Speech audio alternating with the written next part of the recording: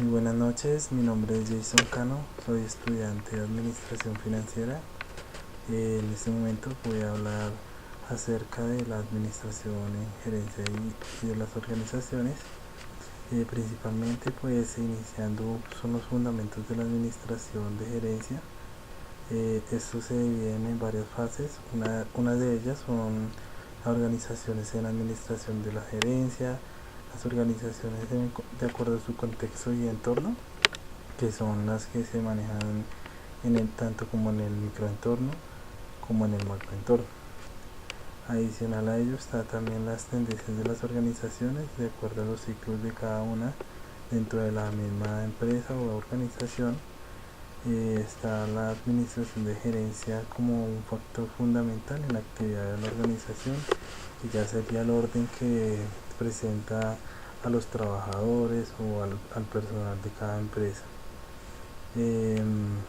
La eficiencia ética productiva, que también se enfoca mucho a los empleados.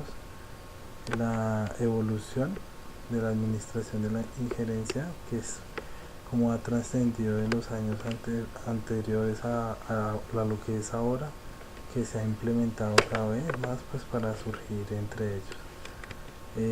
Pues adicional a ello, esto se maneja por las sociedades o organizaciones.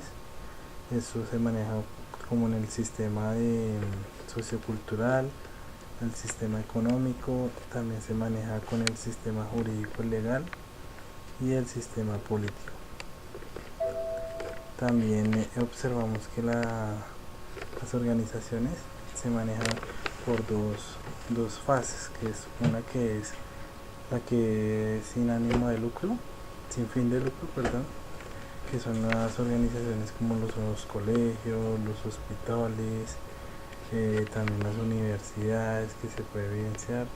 También podemos observar que están las partes por ejemplo, la civil, la ONG, que son las organizaciones para conservar el medio ambiente. También las públicas, que son los hospitales generalmente, las organizaciones económicas, entre otros.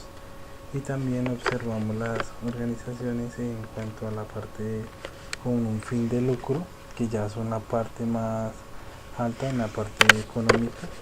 Ya se observa un fin económico. Esto se puede generar por un origen de capital, por el sector económico también en la parte de agrícola, puede ser también por la contribución del capital y la responsabilidad legal. En conclusión, podemos observar que la planeación de estos procesos, por el cual se plantea un objetivo, es principalmente cumplirlo de acuerdo a una planeación. Es muy importante porque nos sirve como base para generar unas funciones y reduce la incertidumbre, generando un compromiso y motivación hacia los empleados o hacia un personal de acuerdo a una matriz que normalmente pues que se genera en toda empresa actualmente de acuerdo a la evolución, que es la matriz Docker.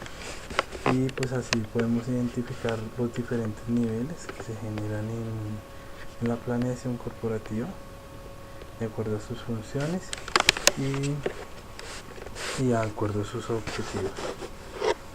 Generarlos pues de una manera útil y de una participación tanto en el mercado como una calidad del producto, depende a su actividad económica en ese momento. De esta manera se toman unas decisiones más coherentes, seleccionando pues las alternativas mejores para la situación que se genera para cada caso. Muchas gracias.